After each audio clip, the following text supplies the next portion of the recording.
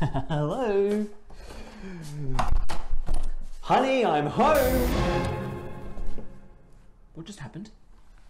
What was that? I do not like this one bit. Alright, stuck in a time loop. This has happened before, Nathan. You know what to do? Hold up a second, this is not okay. Okay, so we're just ignoring the fact I need to open the door. Okay, alright.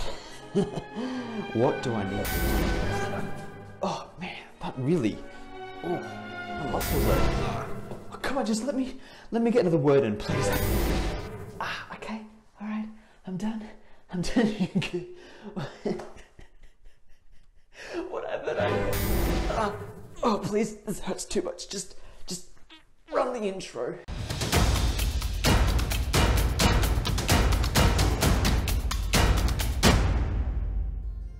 "12 Minutes" is a story-driven adventure game where you are stuck in a time loop. It draws inspiration from movies like Groundhog Day, obviously, but it also draws inspiration from a lot of the horror and thriller genres in cinema. I personally enjoyed this game quite a lot. The story was definitely interesting. I do have some issues with it, but overall I think it's an amazing achievement, especially for an independent game developer. Luis Antonio developed 12 Minutes, but before working independently, he was actually employed at Rockstar and Ubisoft. Eventually he would quit and leave more for the indie scene when he helped work on The Witness. But he also had bigger plans. He wanted to experiment with decision making and how a player's choice can affect the game.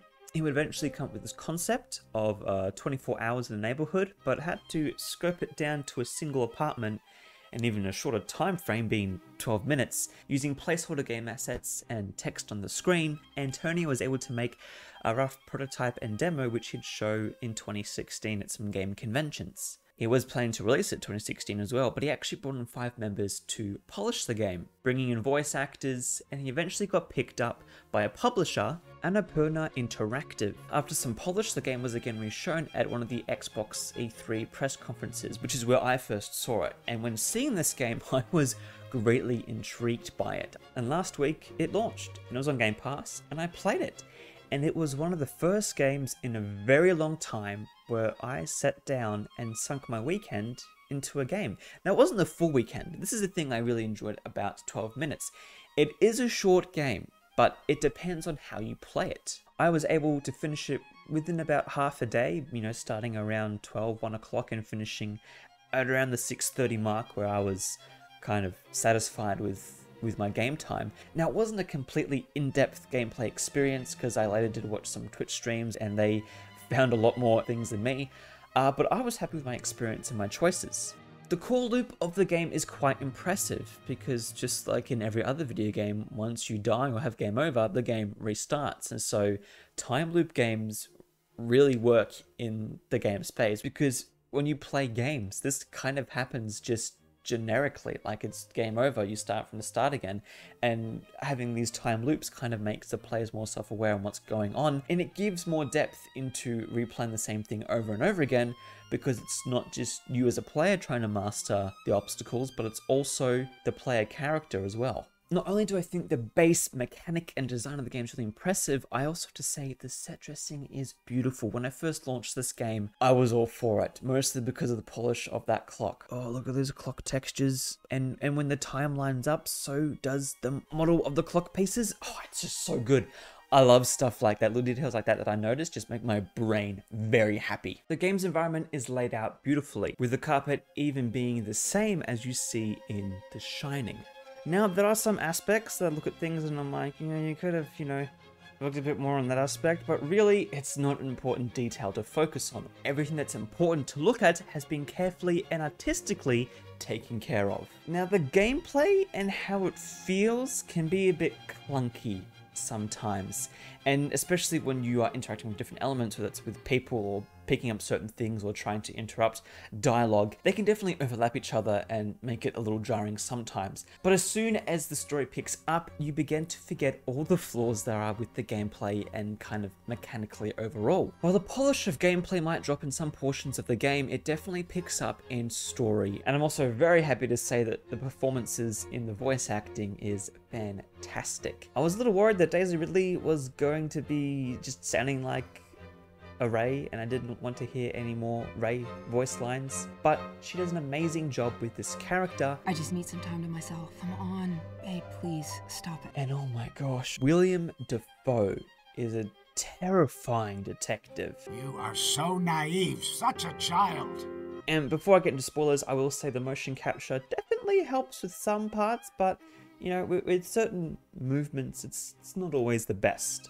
Overall, I think if you like story games, especially ones involved in choice, and you like to sit back and relax for an evening and experience it, then there's honestly no harm in doing it. If you don't want to pay the full price for the game, you can always just, you know, spend $10 on Game Pass and play that along with a few other things that have come out recently. Now we're going to get into the spoiler territory. So with the story, basically you come home to your wife and she's got a surprise for you because you make dessert. I don't know why she's made you dessert and you guys haven't had dinner together. Like, I guess, you know, because it's late, you both have dinner separately. Anyways, if you play out the evening as you probably should in the first time, then you find out that your wife's pregnant, they're having a baby, naming it after your mother, and then there's a knock at the door. A terrifying knock. It's William Dafoe, and he is scary. Like, you only see the top of his head, but he is terrifying. And then does some pretty terrifying things to you. And then the loop resets, and pretty much it's you trying to figure out